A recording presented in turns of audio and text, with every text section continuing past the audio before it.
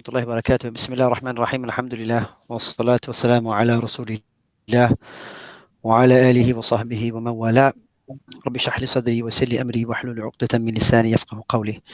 Amma ba'd. Welcome everyone to our second session. My apologies for the really sort of delay in starting, but we had no choice because we had to have a long phone call. So we just finished about 20 minutes ago. So my apologies. But alhamdulillah, everything's all right. Everything's all right. So going back to our session, hopefully I could toggle better some documents I want everyone to sort of go through while we go through our session. So on the screen, you should be able to see session 2. Now, before I do that, I want to go through a quick recap. I know we went through the introduction, the khutbah of Imam Ghazali to the Risalah. We talked about some generic points about the text itself, and then what we should be thinking about when we're reading the text. And of course, we talked about the methodology of ilm al-kalam as a methodology of theology, what that involves, and what some of the limitations are on it. And then we kind of jumped into we kind of did the introductory bit, but we didn't quite start on the first foundation, the rukn al-awwal, which is the huduth al-alam, which is the temporal origination of the world. So I hope to cover that today, as you can see on the outline. So we talked about quite extensively about fitra epistemology, whether Ghazali felt proofs are needed, and we kind of sort of opened up a small discussion on that. And the other thing I think we covered was, some sort of textual points about the introduction. So who the Ahl Sunnah are, and things like that. And what I would like people to do, obviously, as they read, is formulate their own notes, but think about what's behind the text. What is it that guided Imam Ghazali to compose the text? We had a small discussion with Maulana Harun as well, and I think Sidi Shuhaib as well, that about why epistemology wasn't included in there, and the Kitab al-Ilm perhaps was the reason why Ghazali didn't need to put his epistemology in. Not that you need to put epistemology in, that was just a very Maturidi thing anyway. So yeah, and then we kind of ended on the fitra epistemology discussion. So today I hope to kind of go through the text quite a bit, but maybe we may not get past al-rukn al-awwal. I do think al-rukn al-thani wa thalith, the second and third foundations, they kind of can be lumped together, but al-rukn al-awwal is going to be the focus today in this session. So let's go to the Arabic text. You might have the translation in front of you. So Imam al-Ghazali then talks about here that we don't need proofs for the. You should be able to see the screen, right? Let me know if you can't, because I'm going to toggle in and out. We can see it. Okay, brilliant. Yeah, so this works much better. Yeah. So we talked about فإذا في فطرة الإنسان وشواهد القرآن ما يغني عن إقامة البرهان. So obviously Ghazali, not that he's against proofs, but the fitrah and what the Quran mentions is quite sufficient, although it may not be necessary, because we can prove the existence of God through other means. But anyway, I don't want to open up that point again. We can leave that for discussion. So we want to look on Ar-Rukn al-Awwal, the temporal origination of the earth, and then some of the discussion points I want to sort of try and cover today is how plausible is the metaphysical axiom, the mutakallimun's axiom, kullu ma la yakhlu min al-hawadith fa huwa hadith. I want us to really look at that principle. Then we want to look at what we call the mereological principle. Mereology means the study of parts to the whole, from the Greek meros. So how cogent, how valid is the mereological principle, which goes as follows. If the parts of an object X have the property F, then it follows that the whole of that object has that property. So that's quite relevant for the Kalam argument that we're going to look at. And if we get far enough, I'm being quite ambitious, if we get to point 3, if we cover a rukn al-thani, والثالث, then we can ask ourselves the question, how coherent is the idea of divine eternity? Because what you'll find in the philosophy of religion is the idea of eternity is there's a pushback for that attribute because of other philosophical issues, like, if God is beyond time, if he's eternal, is beyond time, how does he relate to temporal events? How does he know things in time from eternity? And a lot of philosophers thinking that that's quite difficult. There's metaphysical paradoxes or conundrums that are insurmountable according to their view if we hold on to a classical idea of divine eternity. So, I mean, in our tradition, Ibn Taymiyyah rahimahullah, Shaykh al-Islam, probably doesn't hold the view of the idea of eternity like the Mutakallimun hold it. So that would be interesting to look at that, because Shaykh al-Islam is very different in his metaphysics when it comes to the divine. And so, it'd be interesting to bring out some of the things that he says and the implications of that. Because as we know, at the end of the day, he just felt that the deity of the Mutakallimun, it wasn't a deity of scripture. And it's because of this point here, كُلُّ مَا لَا يَخْلُو مِنَ الْحَوَادِثِ فَهُوَ حَادِث. One of the principles is that he feels this principle undermines scripture in its entirety. So we'll have a look at that. So if you have the notes in front of you, we're obviously on part 1, class notes number 1. What these documents do, they just give you a summary of the sections in the Risalah, and some of my additional notes on things. So if a need be, I might go through them if we need to. If not, it's just for your reading, really. But the one that I want to look at today is the idea that bodies are originated in time, using mereology. And then we want to look at Ghazali's Kalam proof. So all these handouts are in the Google folder. So we're going to be looking through that, inshallah. Okay, so let's look at the actual argument, and then I will stop after I read the actual argument, and then to see what people's thoughts are. As I mentioned in the WhatsApp group, don't worry about the modern formulations. Don't worry about those. We're not interested in how contemporary philosophers have formulated the argument, because we want to see how it comes out to us in the Risalah, and of course using the iqtisad and the tahafut as supplementary texts to sort of fill out the details of the Risalah. So what's the proof then that Ghazali is using? So if we look at here, he mentions that where is it in this text? Let's have a look. Here it is, yeah. So he says, وَنَقُولُ, so he says, following the way of the ulama and nudhar, so following the way of the mutakallimun, we're gonna offer a proof for why the world was temporally originated. So he says, نقول, we say, من بداية العقول أن الحادث لا يستغني في حدوثه عن سبب يحدثه. Then he says, والعالم حادث فإذن لا يستغني في حدوثه عن سبب. So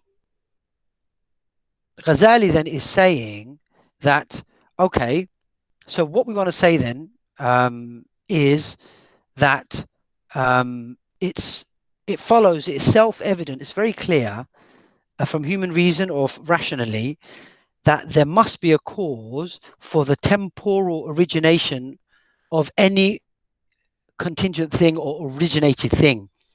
So أن الحادث لا يستغني في حدوثه عن سبب يحدثه.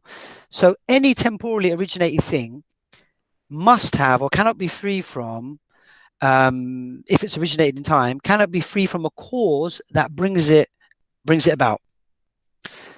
Now, if that is the case, and if we say al-alam, the world is something originated in time, if the world is hadith, then it must follow, فإذن لا يستغني في حدوثه عن سبب. Then the world then, if it, would require a cause to bring it about. So that's the argument he sets out in very brief, and then now he goes on to sort of explain what that is. So he says, أما قولنا إن الحادث لا يستغني في حدوثه عن سبب فجلي.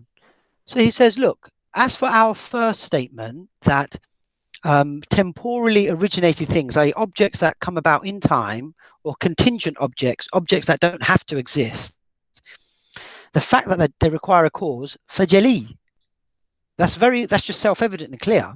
And he doesn't really dwell much time on it. فإن كل حادث فهو مختص بوقت يجوز في العقل تقدير تقديمه وتأخيره فاختصاصه بوقته دون ما قبله وما بعده يفتقر بالضرورة إلى المخصص. So then he says, okay, if regarding our first statement that there must be a cause for temporally originated things, this is so clear, because everything that's originated in time is related to time. And if it's related to time, it's related to it either being earlier than or later than. Now, in order for an object to be caused at some particular time, something has to specify which time that object comes into existence. So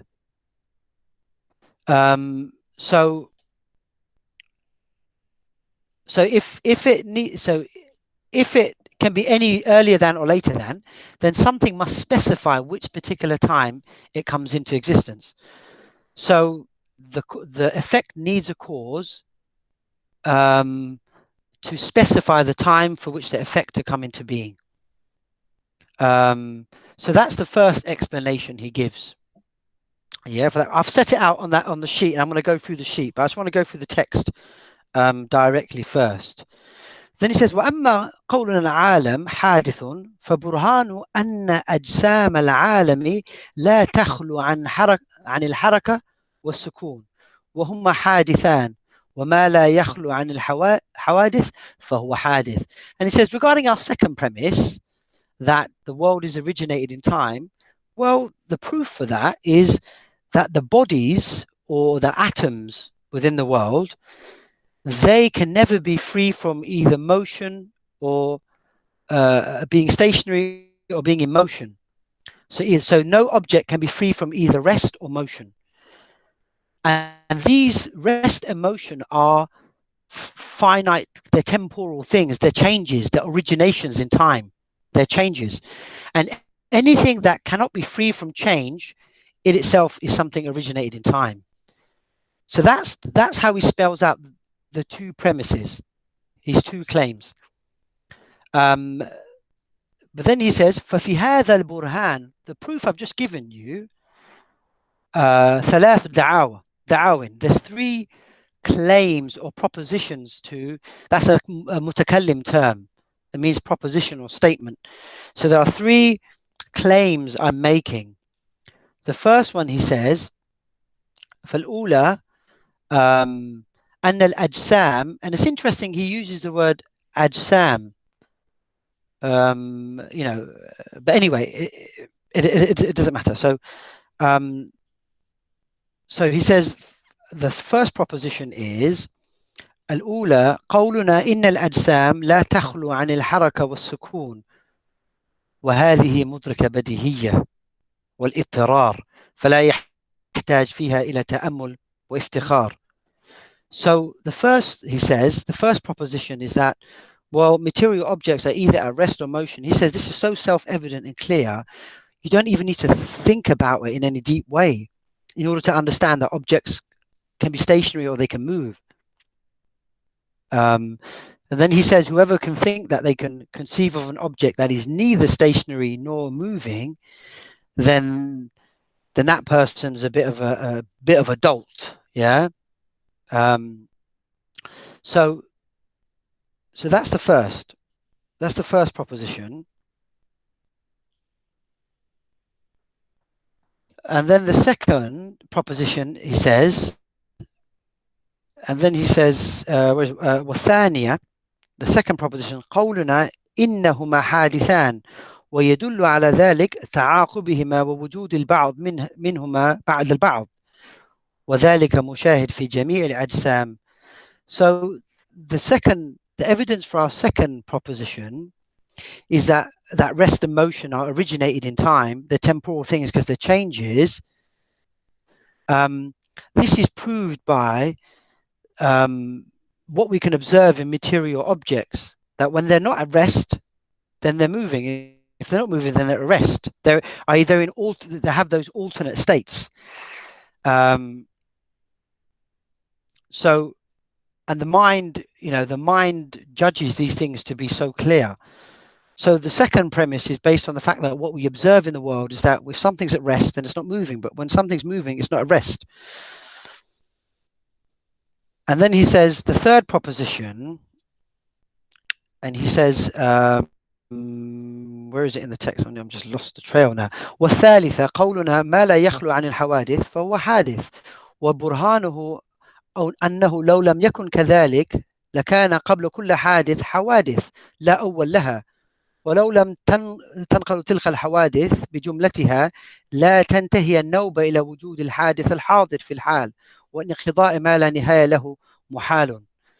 So then he says the reason why we say the third proposition, whatever undergoes changes, itself must be temporally originated, is that if it wasn't temporally originated, then the point where he says that if the proof of that for the third proposition is that if it wasn't that temporal objects underwent change, if it wasn't like that, then we can always ask what came before that object, that temporally originated object. And if we can ask what came before that temporally originated object, if it's another temporally originated object, then we can ask what came before that temporally originated object. And we can keep going back infinitely in time, through an endless series. But if we do that, we can't explain how the temporally originated object came about now in the present time. And then he puts in here, وَالْإِنْقِضَاء مَا لَا نِهَايَ لَهُ مُحَالٌ. And we know that an infinity cannot be traversed. So in order to explain why we have a temporally originated object now, we have to posit a finite temporal series going backwards. If we don't, then we would have to say, in order to get to the present moment, we would have traversed an infinite amount of a series of events. But that's not possible because an infinity cannot be traversed. And that, in a nutshell, is his kalam proof. And I've set it out here. So if you can see the screen, I'll go through this quickly, then I'll stop for any questions. So whatever object, so the first premise there on the screen is whatever object originates in time must have a cause. The world is something originated in time, therefore the world must have a cause. Don't worry about the formal reconstruction, that's just, you can ignore that. So the support for premise one, he says, is self-evident. Before any object originated in its actual time, it was equally possible for that object to have been caused at one time earlier than or later than its actual time. And in order to be specified to come about through a particular time, there had to be a particularizing cause, a mukhassis, that picks one time as opposed to another time. Yeah. So that's his support for premise one. Then his support for premise two, as I read, is based on the following three propositions. The bodies or atoms, he says ajsam, bodies rather than atoms, cannot be without rest or motion. Why? Because it's not possible to conceive of an object without being in one of these states. Yeah. The second proposition, motion and rest are changes, are temporal originations. Well, how do we know that?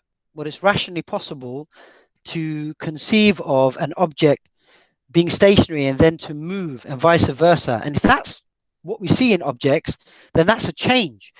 And any change is a temporal event from one time to another time. And only temporally originated objects undergo change like that. The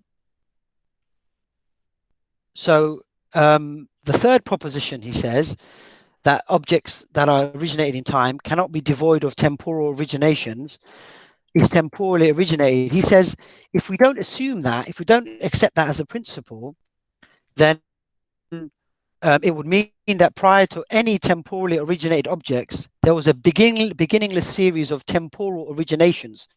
Al-hawadith la awwal laha. If there is a beginningless series of temporal originations or temporal objects, then there will be no way to arrive at the object we're talking about now in the present moment. And if we can't do that, then it means we would have traversed an infinite, but that's not possible. Traversing an infinite is not possible. So it follows then from those three propositions that the world cannot be devoid of temporal originations. Therefore, the world is originated in time. Therefore, the world requires a cause, and the cause of the world is a creator agent. Now, before I talk about the mereological principle, let me just talk about that proof first and see what people's thoughts are on that. So feel free to come in. I know I raced over it, but let me know what your thoughts are on that proof. Remember, we're just going through Ghazali's proof, so we're just looking at what he says only. Fire away if you feel. Yeah, if anybody has a question, just yeah, please just feel free. So the first premise is, using the law of non-contradiction to say it's either or, has to be either or, it can't be both, isn't it? That's what he's doing there, isn't he? Huh? The first premise, the first one where he says he's either going to have movement or it's going to be stationary, and if anyone conceives of anything else, is just, he's criticizing them. Is using the law of non-contradiction to say it's going to be this or that? So, some people might argue it could be both or it could be neither. Is this his point there? Yeah, Ghazali saying, remember the Mutakallimun are talking about from reality, right? Because they're always basing it on it's a posteriori. So when you look at objects rationally in the world, Ghazali says show it where it is stationary and moving at the same time, in the same way, in the same sense. Can you see? Oh, that's why I just thought, because it looks like the law of non-contradiction. He's trying to say, look, empirically or even thing, you can't argue for both positions. It has to be either or, isn't it? And then once he's saying to you, Sorry, I'm going. Sorry, I'm going. Yeah, so it's either or, and once it's either or, he's arguing that both positions are originated in time, because you can't conceive of a scenario where it can't be either or. It has to be either this or that. So because the fact, the reason why they're temporally originated is because if an object was stationary, then it moved, right? So that's a change. Can you see? And then from movement to stationary, it's a vice versa movement, isn't it? So that shows that both of them were at some point, then they underwent a different change of state. Can you see? Unless I'm missing your point. Maybe I'm missing a point. No, I just wanted some clarification on that point. No worries. Thank you. Yeah, no, Imran. Yeah, come back, Akhi. I could have missed it completely. Doc, I have a question. I don't know if it might be a stupid question, but can you hear me? Yeah, go on. Yeah, please. Yeah, go on. Okay, so this idea that he's saying, the first premise is, why doesn't he build an argument for the first premise, the one he says self-evident? Because isn't there, like, when you say stuff like anything that begins to exist has a cause, isn't that him basing it on the observable universe? And therefore, isn't that using induction to build a first premise, and then after that, deducing a deductive argument? But the first premise is always inductive because he's basing on what he's observed from the universe. Or have I misunderstood? I mean, inevitably, isn't it? When you're going to have an a posteriori argument, you're going to base it on observations. When we look at things in the world, what does it look like for us itself? It seems very clear when we look at things in the world that, and they come about in time. We say they come about through causes. So I don't know what are you saying that Ghazali is doing. He's just making a generalization. Well, of course, I mean that's what he's going to have to do. Because he's not observed every single object in the world, but he doesn't need to. You see, for the argument to work. Why not? Why does he need to? Because otherwise, isn't it? It's just based on his own observation, so it's not a point of certainty. It's not a point of certainty. So it's not self-evident that things that you see don't come out via causes. That's not self-evident to an observer. So what I'm saying is, like, so to build a deductive argument, the first premise doesn't necessarily have to be deduced itself. That could be a generalization or an induction. I mean, you can avoid that by just putting it into a conditional statement, isn't it? If objects originate in time, then they require a cause. Can you see? Okay, you can. Yeah. There's a way of getting around it, but because but that's a contemporary formulation. Okay. Can you see? That's why I just want to look at how Ghazali has specifically formulated it, because you can put it in a hypothetical, isn't it? Conditional. If objects originate in time, then they require a cause. Yeah, I think that's rational. That makes sense. Yeah. Can you see? Yeah. Rather than, so if you don't want to use the existential, if you don't want to make it a quantified statement, a universally quantified statement, then you can just say, yeah, if objects originated in time, then they require a cause. Now let's investigate whether that premise is sound. Yeah, that makes perfect sense. Maulana always has a question. Oh, Fadda Maulana.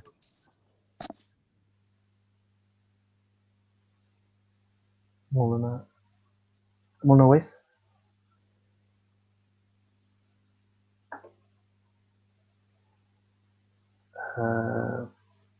Okay, so I don't know what's happening. Okay, that's not a problem. Maulana Shaheen has a question too. So oh, okay.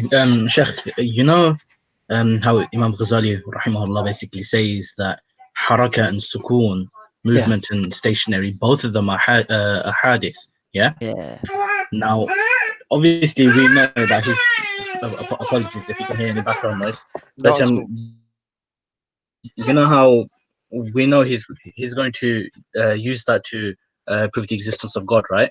So now, when it comes to our conception of Allah subhanahu wa ta'ala, we obviously say that he doesn't have haraka, but isn't there kind of an assumption that he's stationary? And if that's the case, then wouldn't that hypothetically necessitate a huduth there, which would completely... When it comes to Muslim conception of God, because we stress on the fact that there can't be any haraka and there is no movement, isn't there always an assumption that Allah subhanahu wa ta'ala is stationary? Or it doesn't? Yeah. But then isn't being stationary, according to Ghazali, a sign of huduth? Well, here stationary wouldn't. Well, Ghazali would say, rahimahullah, that being stationary and moving are hawadith, so they can't apply to Allah. But what the conception of the idea of Allah that the Mutakallimun had was his. Well, this is what even Shaykh al-Islam ibn Taymiyyah's criticism was. They believe in a frozen deity. He's eternal and absolute, immutable, unchanging. But that is not the God of Scripture. Can you see? The reason why he accuses them of believing in an immutable, frozen deity, an abstract deity who's frozen and immutable and propertyless, is because they don't want to attribute things like hawadith, changes to Allah, like movement, nuzul. But then my contention is, yes, it's true that they don't want to attribute any huduth or more specifically movement to Allah, but why are they restricting huduth to just movement, whereas here it's not just movement. It's not stationary. Wouldn't even apply to him as well, because Allah is immutable. It doesn't mean he's stationary, it just means he's unchangeable. There's no changes in him. But that's not stationary, is it? What is it then? How, well, like, is there an Arabic term that they use for immutable or unchangeable? Because here, obviously, in this particular text, we're looking at ajsam and bodies, and we know bodies is not going to apply to Allah subhanahu wa ta'ala anyway. But if you can try to conceive of a being that's not moving nor stationary, because the two are pairs, conceptual pairs. You see, because if you're gonna accept a temporal, if you're gonna accept a body has stopped or is stopped, you can conceive of a body within reality to then depart from its stationary position and enter into motion. Yeah? Yeah. Similarly, you can conceive of a body that is in motion to then rest and come to a stationary position. If you accept those conceptual pairs, those property pairs, those contingent properties, it's difficult if you're going to apply that to Allah now, because then you have to then affirm that it's possible. If you can conceive of a being that is stationary, it's possible then to conceive of a being who's in movement. Can you see? It's possible to conceive of, and that's impossible regarding, according to the Mutakallimun, impossible regarding Allah, because he doesn't move or isn't stationary. He doesn't have these changes. So how would they go about explaining it then? You know how Ibn Taymiyyah is accusing them of having a explaining movement? No, explaining if he's not moving and it's not stationary, then what is he? And he's an immutable, he's unchanging, perfect being.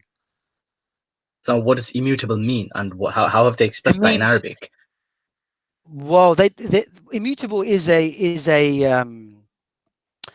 obviously the contemporary. Yeah. Go on. So obviously we're looking at Al-Ghazali specifically now, and Al-Ghazali doesn't. It seems he just categorically considered both of them. Although he has restricted to a jism, which makes sense, but he hasn't given us a third alternative. So he actually says, yes, he's talking about the jism, but whoever tries to conceive that la sakina wala mutaharrikin kana li matn al-jahl raqiba wa an nahj al-aql nakiba. So he appeals to, he ridicules the whole idea. Now, it's ad hominem. Yeah. So if Ibn Taymiyyah rahimahullah is accusing the philosophers or the mutakallimun of believing in a frozen deity, then at least that makes sense. The criticism makes sense, because they have so much emphasis against nuzul and against any type of movement whatsoever. But then from my readings of Ghazali's other books or mutakallim in general, I've not seen them stress against sukoon at all. And if they haven't, then it comes across as a bit strange, because this immutable thing is the first time I'm hearing it. So jazakallah khair for that. But the point, there's not a word for that. Ghazali in the Risalah uses immutable. It just says Allah doesn't change. Nothing changes. His knowledge doesn't change. Nothing in him changes. Now the question is, in the handout that I put, is what kind of change is being referred to? Is it extrinsic change or intrinsic change? No, things like that. Yeah. That's there from yourself, that it's about change. But here Ghazali doesn't talk about change. He says change is an evidence that both of those two, I think haraka and sukoon, are both hadith. So he says hadith, so movement itself is a hadith, and sukoon itself is hadith, and the way we know that is because of the change. But that means even if there is no change, even if God is unchangeable, it doesn't negate him being stationary or frozen, as Ibn Taymiyyah would have put it. Does that make sense? Yeah, but the problem is, when you say sukoon, the mutakallimun have a different, that doesn't apply to Allah. And that's why next he's going to go on to negate all types of a'rad in Allah. Can you see? In case you come to conceive, you see that in either, I think it's from al-asl al-thani ila al-asl al-ashir. So from that, he's going for an absolute negation now. Allah is not a body. You could turn the mic off. Okay. Yeah, he's not a body. He's not a body. He's not an accident. He's not an atom. He's not a substance. So he goes through an absolute negation from al-asl al-thani to the very end, al-asl al-ashir. So because he wants it to be very clear that this being is unlike anything in creation, in the temporally originated creation, nothing like it whatsoever. So even sukoon cannot apply to him, because that's something hadith. Can you see? That's a arad. Sukoon is a arad. Shall we move on to the next question? Okay, sorry, Maulana Shaykh, we'll come back after that. After that point, sorry. Assalamu alaikum wa rahmatullahi wa barakatuh. Alaikum salam, Maulana. Shaykhna, just a couple of points. So I just wanted to confirm, or at least see what you think about some of the observations based on the previous two questions. So I think the first question was, who asked the first question? I forgot now. I think it's Asim asked the question. So I like about Ya Allah, like how should I word this? Isn't it the fact that the point of ilm al-kalam, as you're mentioning, is to look at a posteriori observable phenomenon? So it's like we're going to take juz'iyat, and from the juz'iyat we're going to move to the kulliyat. This is essentially what. But based on qawaid, but based on principles. Based on qawaid. It's essentially this is like the objective of ilm al-kalam. The other point I was going to make is, isn't it the case that what Ghazali is written over here is just a very either sophisticated or ilmi way of, you know, the Bedouin argument, al-ba'ratu tadullu ala al-ba'ir. That's essentially what's happened over here, right?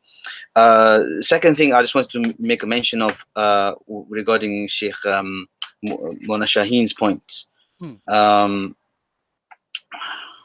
Just if I can just remember what I was going to mention. Yeah, you know, this thing about immutable. It's kan Allah, and I think the point that or the caveat that's worth noting is af'alullah subhanahu wa ta'ala are considered part hadith.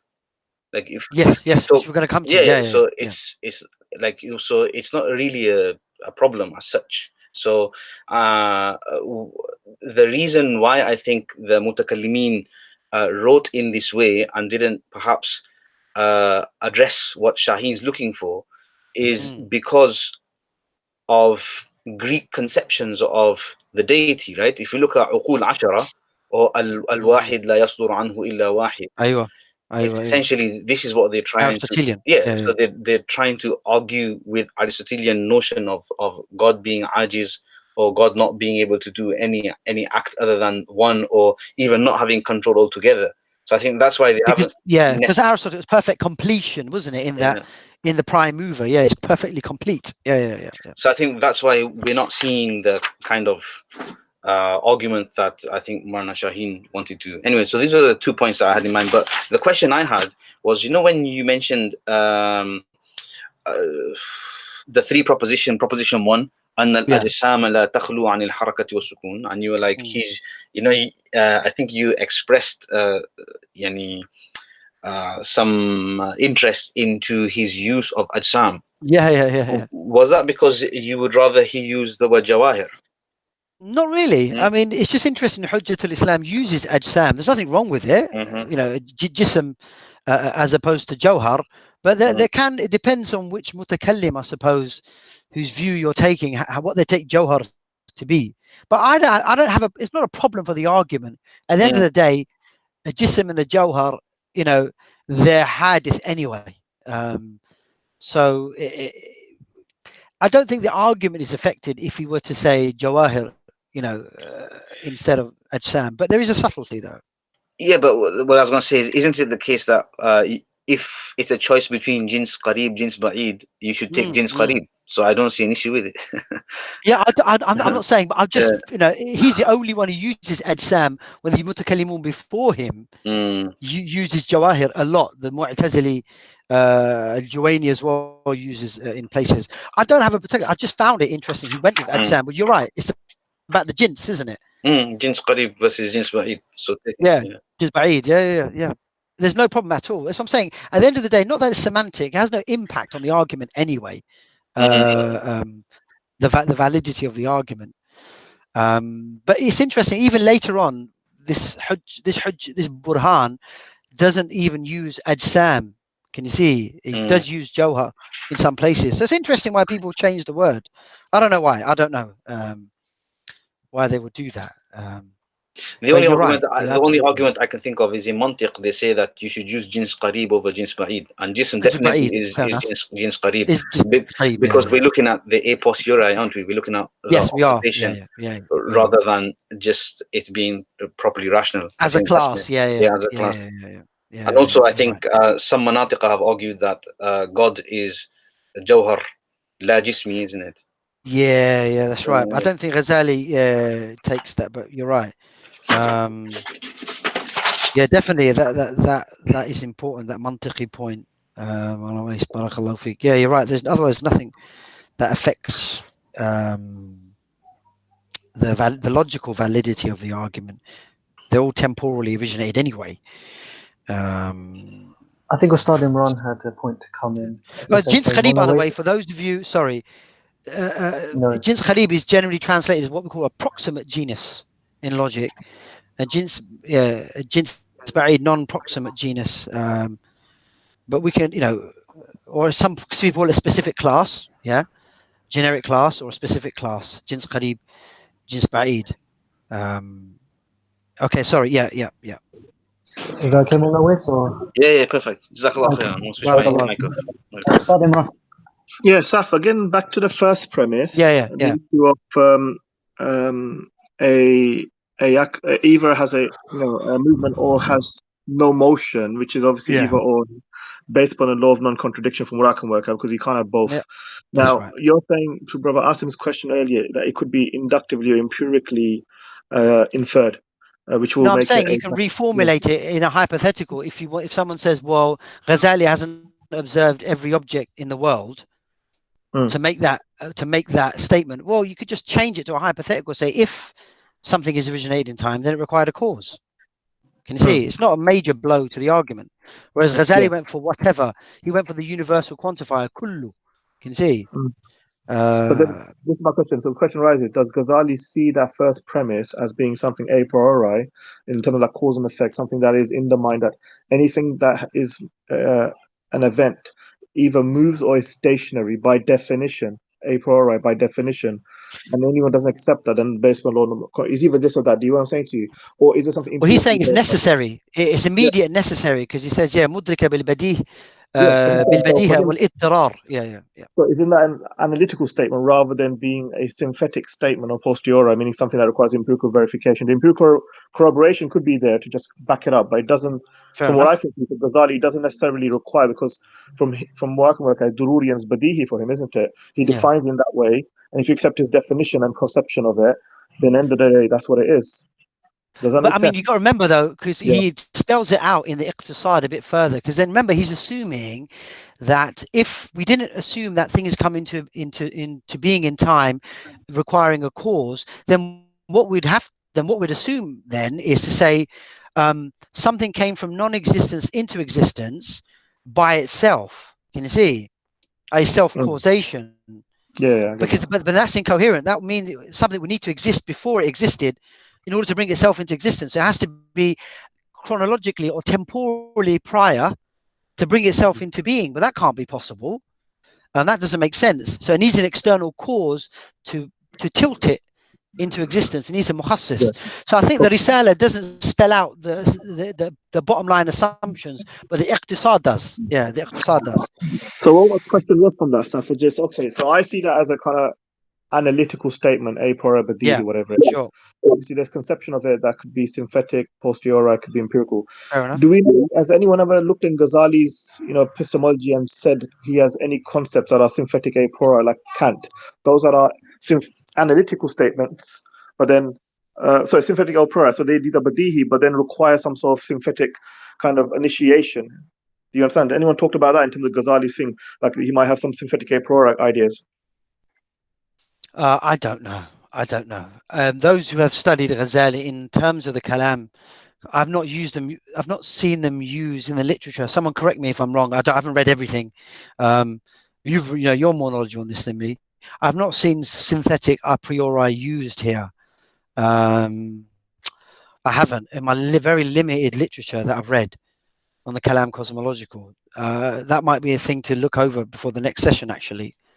To look for. I don't know, Imran. Yeah, I don't know, Akhi.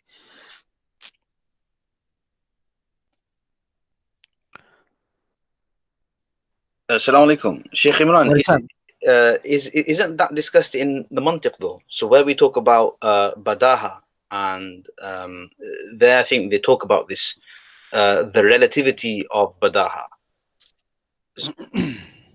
So you might want to just check that there, inshallah. Yeah, exactly. I'll look into it, inshallah. But it's just like the way I see the statement, I see it as an analytical statement, but then I can appreciate that it could have empirical kind of, notion to it. It's not purely inductive in itself. So I was wondering, has anyone looked into synthetic a priori? I know some people are looking into the Ash'ari, Imam Abu Hamid Ash'ari, and thinking that he has a category akin to Kant. So I was just wondering, does anyone research into Ghazali and so on and so forth? Yeah, I'm not aware of that at all. Anyone who does come across it, please share it. I mean, obviously that's Kant's categorization, but it's a useful one. So yeah, I got to look at that, man. I don't know at all if he has those kind of, if we can fit it into that Kantian disjunction of analytic a priori and synthetic a priori.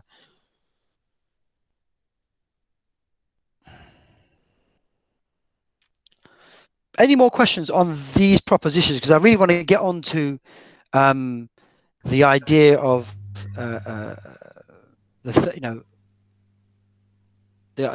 first question, discussion question, which is how plausible is that metaphysical axiom? Whatever is not free from origination is itself originated. And then I want to look at the mereological principle because it applies to this argument. I think we're ready to move on, Doc. Okay, all right. So, what this argument, the metaphysics behind this argument, of course, it assumes that atoms accident or bodies accident metaphysics. We know that. That's the mutakallimun. That's what defined the metaphysics of the mutakallimun. But the argument also relies on this idea that Ghazali has just shown that if you have things that originate in time, if anything that suffers or undergoes change, hawadith, what they call temporal originations, it must follow necessarily that kind of object, that object is also hadith, it's originated in time. So any changes that take place in an object, that points to the contingency of that object. That's a given. That's as clear as daylight for the mutakallimun. The other principle is the mereological principle, which you should be able to see on the screen, that if the part of something has a particular quality, then it follows that the whole of that object has that same quality. And it looks like here, the cosmological argument given by the mutakallimun is stressing that because the world is composed of bodies, atoms and accidents, yeah, and because atoms and accidents are temporally originated in time, they're contingent, they're finite, and so on, it follows, because the universe, the world, or the universe is an aggregate of just whatever objects are in it, it's an aggregate, it's a collection of everything that's in it. It follows, therefore, that if the parts are finite and temporally originated, the hawadith, then the whole is also hadith, it's also temporally originated. And that's based on this mereological principle, that if the parts of a particular object have a certain quality, then it follows that the whole of that object has that same quality. And so if I have a wall, let's say, where each brick is yellow or red, then it follows that the whole wall is also red and yellow. We don't add all the red bricks together to suddenly get a blue wall. Can you see? So that's what we mean by the mereological principle. So those two, I just wanted to get people's ideas about that before we move on to al-asl al-thani. So what do people think about those principles? Because I'm more interested in how, this is what Maulana Shaheen picked up on at the beginning, that is this principle, ma la yakhlu min al-hawadith fa huwa hadith, is this just so difficult when we have a revealed scripture telling us about a being that seems to be undergoing changes? And so what repercussion does this have then for theology? And this is in this handout here. Maulana Shaheen wants to come in. Oh yeah, please, yeah. Could you take the page back to where that slide, please? Oh yeah, but Maulana Shaheen, before I do that, let me just read what sure. Islam says. Yeah, let me just read what Hujjat al-Islam says in the Tahafut. فبان أن من لا يعتقد حدوث الأجسام فلا أصل لاعتقاده في الصانع أصلا. So Ghazali isn't just giving lip service to this qaida. He's saying that, look, it's very clear that whoever doesn't believe in حدوث الأجسام, i.e. the temporal origination of bodies in time, i.e. the bodies being originated in time, فلا أصل لاعتقاده في الصانع أصلا. So that person actually has no basis for his belief in the creator. So the asas for Hujjatul Islam, the asas for arriving at the Sani', a mubdi', someone who originated, mubdi', someone who brought something into being from nothing, a khaliq, that has to be based on this doctrine of huduth, this idea of huduth al-ajsam. Otherwise you don't have an aqidah and a foundation for your aqidah. Yeah, sorry, go on.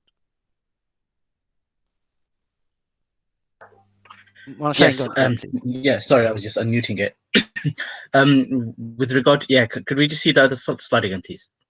You mean this one? This one. Okay. So, when it comes to كل من لا يخلو عن من الحوادث فهو حادث, I think that one and number 2 are not quite exactly the same. The reason being is, you know how in Muntiq we have what do you call it? Kulliyya muthbita, and we have Saliba Juz'iyya, and we also have Kulliyya Saliba, and then we have Juz'iyya muthbita. And I think that discussion there, or that categorization becomes really important here, because number 2, how Kogan would be the mereological principle. This one, if parts of the X are F, then the whole of X is F. And that one would be wrong, because that's a positive. What do you call it? That's a muthbita. So if you're going to say if one brick is red, that means the whole wall is red. That's obviously false. But you can say the other way around when it's something negative. That if it's something like an imperfection, or there's some kind of naqs, that if somebody says this whole wall, none of the bricks in this wall are red, and if somebody says hold on a minute, there is one brick that's red, so that means that claim that none of the bricks are red cannot work anymore. Sure. So you can't put universal negation there. But what your point about why can't it follow that if a wall is composed of, say, 10 bricks, right, and the 10 bricks are red, that the wall is not red? No, that can't happen. But why? Well, it can't. Sorry. Why can't it follow that the wall? Okay, so let's just say we have a wall. It has 10 bricks. Yeah. So 10 parts. So these are its parts. Each brick in that wall is red. So if each brick in that wall is red, so 1 to 10, why would it be wrong to infer that the whole, i.e. the wall that is composed of these 10 bricks, is also red? Well, if we know that all 10 bricks are red, then we can say that by observation, or empirically we can make that case. But if you only have one brick and that's all you have, then you can't really induce from that everything would be red, because if you have one brick, I agree. And that would be the case. However, if it's a universal negation, and then everything changes. And I think when you're attributing huduth to something, you're not actually you're not attributing something positive to it. You're actually negating something from it. So if we say there's something completely perfect, I say, if there's just one imperfection in there, then that means the whole thing is imperfect. We can say that. Like, for example, when we say the whole Quran is consistent, there is not a single mistake in there. Now, if somebody can point out one mistake in the Quran, then we say the whole Quran is inconsistent. But they can't do that, and so therefore the whole thing is correct. So I think that concept would actually work. That if you say God is completely perfect, if you find one imperfection, that means the whole thing is imperfection. So God is qadim, and if you find one hadith in there, that means it can't be qadim anymore. Therefore, it would be that's hadith. the mutakallimun's argument, you see. So it sounds quite plausible then. Because what the problem then with this is that, what do you do with the statements in scripture that say, well, God spoke to Musa alayhi salam, God conceived? Because the issues now is because speaking, and obviously Ghazali comes on to talk about that. That's just one example. So now, obviously, I'm not defending either side, of course, but sure. What would the mutakallimun will obviously do there is they end up doing ta'wil of those verses. That's right. In a way. So that's naturally a case of what do you call it? That's a controversy among the Atharis and the non-Atharis. But in terms of the plausibility of this maxim itself, or this axiom in itself, ignoring scripture for now, because that's we're basically assuming that scripture is true. But Yeah, let's say you're speaking to an atheist and you're trying to bring him to Islam, then of course there you can't use the scriptural argument there.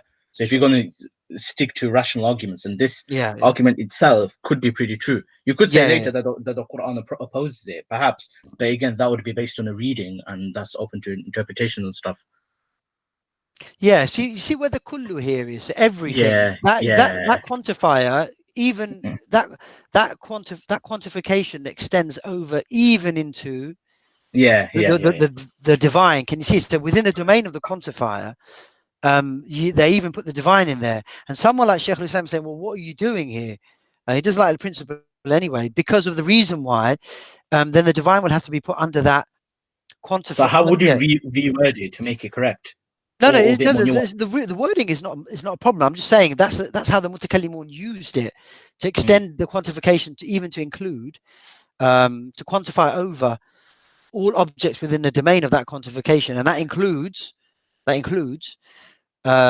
divine as one of those one of those objects of the quantification. Now, Shaykh al-Islam, obviously, his argument is, well, by doing that, you're then negating so much from Scripture, which he leaves in the end that, well, then there isn't much left for the divine to say about himself, because you've just now explained it away. According to him, I'm saying, you've now just explained it away. You've explained away his qualities, and his argument for that is, as I just put it here, you might be able to see it on the screen. I'll just make it a bit bigger. That, if God is best placed to talk about himself, and the Prophet is best placed to describe about God talking about himself, and Allah seems to be describing himself in natural language, as he would, as we would use natural language, and why would we want to take away what he's describing of himself? But for the Mutakallimun, it's because of this principle. You cannot impute changes into Allah, because then that would mean he's a temporally originated object. So it's a sticky one. I think the mereological principle has had quite a few criticisms, definitely, in the past. But in some cases, it's definitely valid to use, I think. Not in all cases. Not in all cases. Doc, I had a question. Yeah. When you say that mereological principle, is that saying if some of the parts of X are F, or is it if every single part of X is F? Yeah, no, when you say let's say every single part of X has a certain quality, right? Okay. Let's just say, like I said, we said they're yellow. Does it follow that the sum of all parts of X, i.e. all of X's parts put together, makes X yellow? Oh, yellow. See? And these are both Ghazalian, the first and second. The assumption here is, obviously Ghazali explicitly states, number one, we just read that, right. But his argument assumes that mereological axiom. Can you see? Because if you say that all finite bodies, a finite body plus a finite body plus a finite body plus a finite body, or however many bodies there are that make up the world, if you add them all together, if the world is an aggregate of finite, contingent, temporally originated things, then the world is also temporally originated. Can you see? You don't suddenly get an eternal object by all contingent objects adding up together to give you the sum total of the world. Can you see? Is in the first one, he's saying that if there's some huduth within anything, then that whole thing is now conceptually hadith. Yeah, that's the first thing. But we're talking about now, how do you use that principle to now arrive at the world being hadith? Can you see? You'd have to say, because of the bodies and accidents that are composed in the world are hadith, it follows that the world, which is the sum of all of its parts, is also hadith. So, but in the first one, it's more some huduth causes huduth, whereas in the second one, it's full of huduth causes huduth. Oh my! But it doesn't matter. You're gonna have to assume that all of them are there anyway, because what are you going to say? Some parts of the world are eternal and some parts are not eternal? No, of course. Yeah, exactly. Yeah, so that's mereologically incoherent. Yeah, you can't have something that is both eternal and temporal, according to Ghazali and Imam Ghazali, rahimahullah. I think Ustad Imran had one. Oh yeah. Tfaddal. Yeah. So I tried to look this up last night. This is sometimes called the passive composition, isn't it? Yes. that decompose in particulars to a general thing, and they may not come to that particular kind of general thing. And Bertrand Russell argues that says that like everything has a mother, so therefore that indicates the universe must have a mother, and that's fallacious reasoning. Now, what I was going to ask is, have you come across a justification for this stuff? Because obviously in this context, the notion that the universe is contingent, parts of the universe are contingent and the universe is contingent makes sense. It's not the fallacious way of looking at it. But have we come across any kind of proof theory on this? Because I was looking for this and I couldn't find much. The mereological discussion you'll find in the books of Kalam, and Professor Ayman Shahada has got an article on it which I put into the Google folder, where he goes through the analysis of that principle over time, and its criticisms and its counter criticisms, its arguments and counter arguments. So that's a historical reading for anyone who's interested in how the principle has traveled through Islamic thought. That's well worth doing it. Now, the contemporary mereological metaphysics is quite sophisticated, and when it's applied to cosmological arguments, that will require a whole separate session. I can put some material for people if they want to read on that. But the Kalam, the Mutakallimun use simple mereological principles like the one I just mentioned now. Because what you have to say is, what Ghazali would say is that, okay, if you can only say, I only know that some parts of the world are hadith. Okay, well, what are the other parts? You could say, well, I don't know what they are. That's true. You can just say, I don't know what they are. But that means then you can't make a conclusion about the world then either being eternal or temporal. So you can't make any conclusions. Or you'd have to say there are eternal parts of the world, which then doesn't make sense. Can you see? So anyone who says, I don't know what the rest of the world is, but every part of the world that I've observed is temporal, but I don't know what the rest of the part is, but then you can't make an overall judgment about the world then. Can you see? But fair enough. If someone wants to not make a judgment like that, that's fair enough. But Ghazali is making that an extendable principle.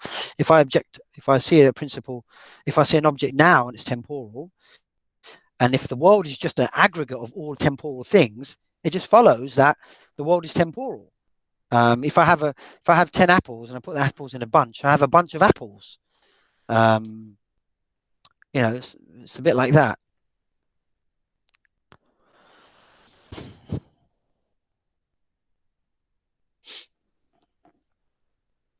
Some of the mereological stuff are put out here. So we call it, have a read of that. If it's beyond, if you think it's not something that you can just stomach or swallow at the moment, then don't worry about it.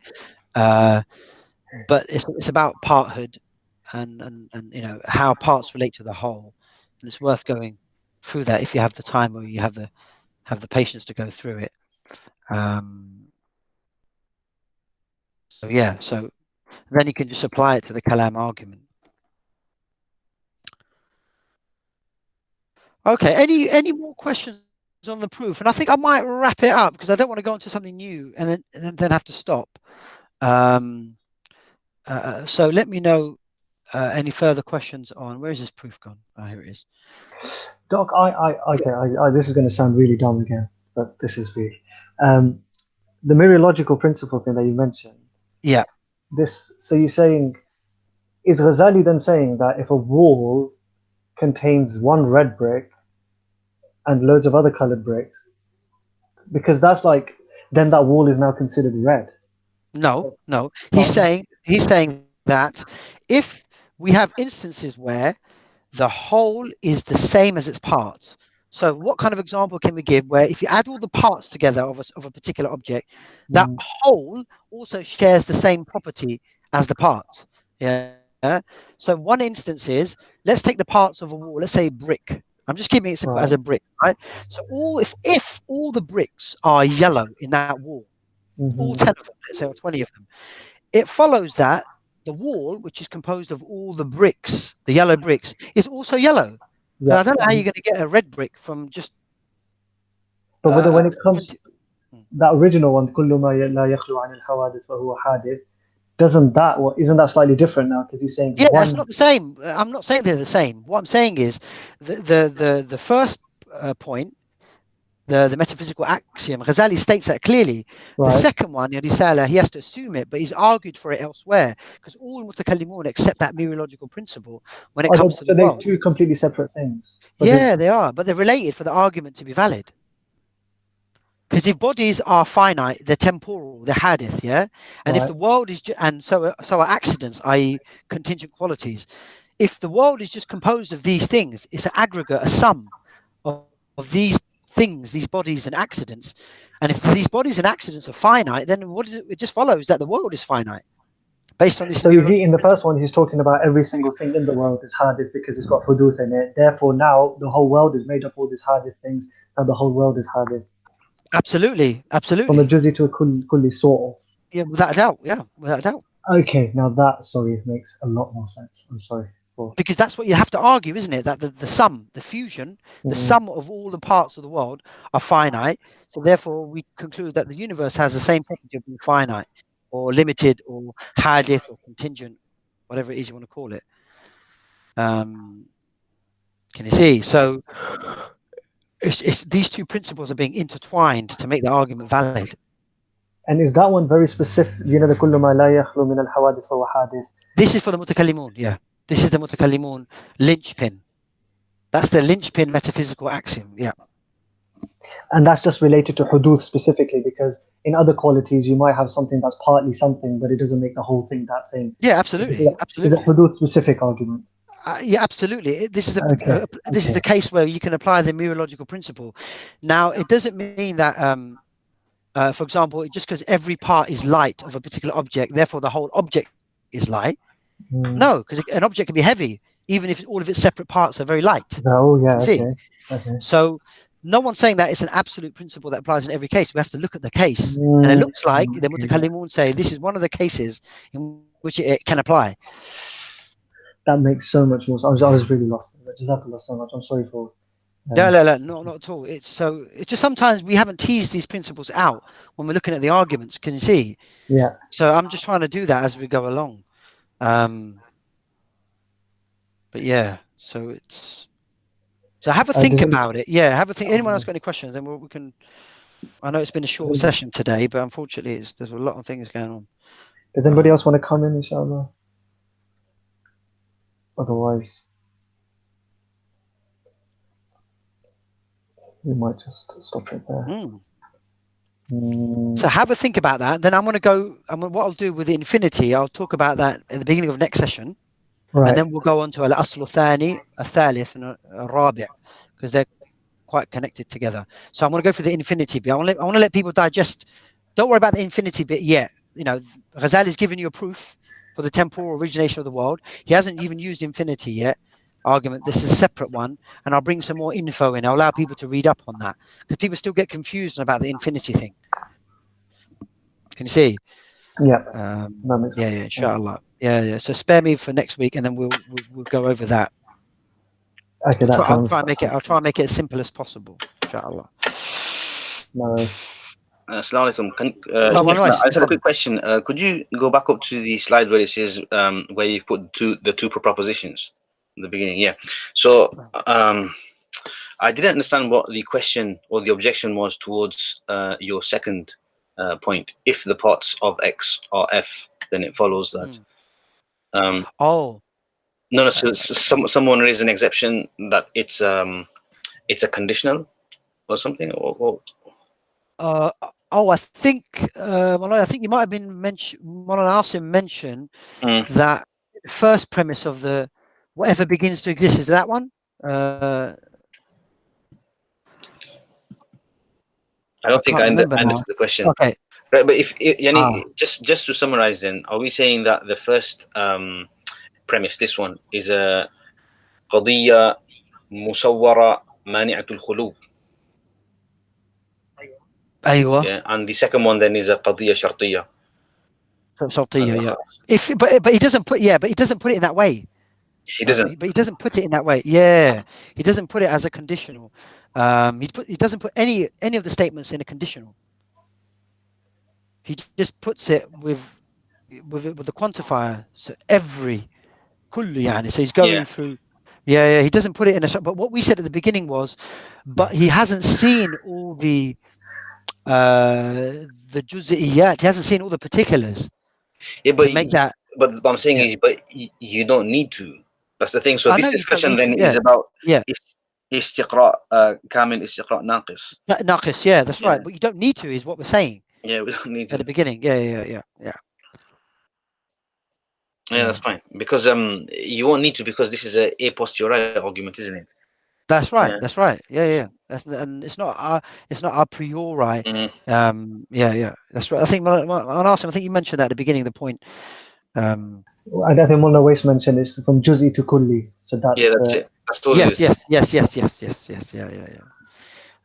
I was hoping that Dr. Shrai would be here, because I was hoping he could flesh out the physics, because I know a lot of people use modern physics to try. I want to touch on that a bit. So inshallah, if Shrai can do that. Actually, Sheikh, now one question, yeah. So, what do you make of the Sufi argument that then Kalamullah is eternal? But what about it? But what about it?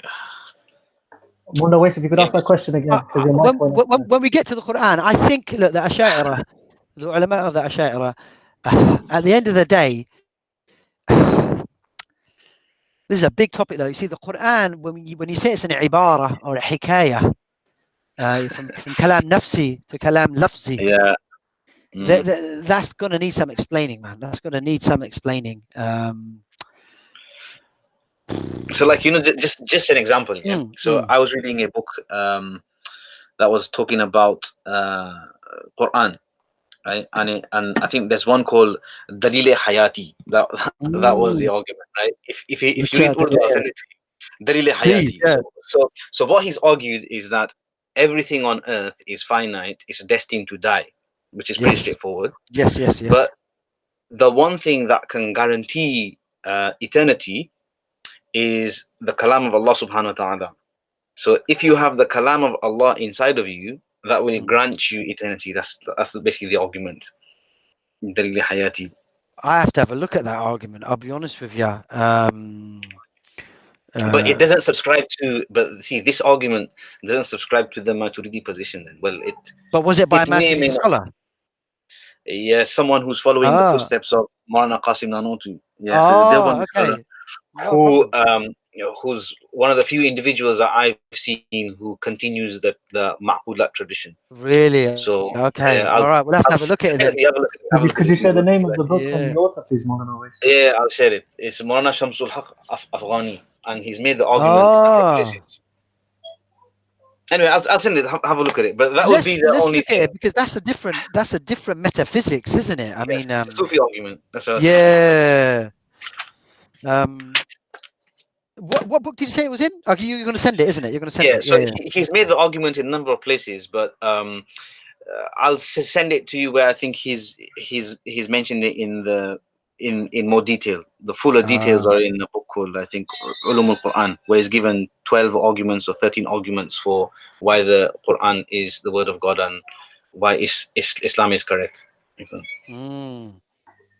Yeah, some funny arguments. Some funny arguments in there. I think you like them. We can have some conversation. Yeah. Inshallah. No, there's nothing wrong with getting new arguments. Like Rumi, Dalil Hubbi. Love is and so one thing that's going to last is love. well, Sayyid Nursi has something similar as well, in terms of when objects disappear, but they don't die. And he's got this afterlife idea, which is very interesting, which I'll share as well. It's very interesting. Why would Allah want to annihilate any of these creatures? The forms of these creatures carry on. The forms of these creatures are very Platonic. But we need more. Yeah, let's share that. What a positive note then to end on. Inshallah. What a positive note to end on. Alhamdulillah. Alhamdulillah. All right. So okay, inshallah. So we go back to our normal time, bi'idhnillah, next week. And I'll go through the infinity argument according to the Risalah, which is more simplified.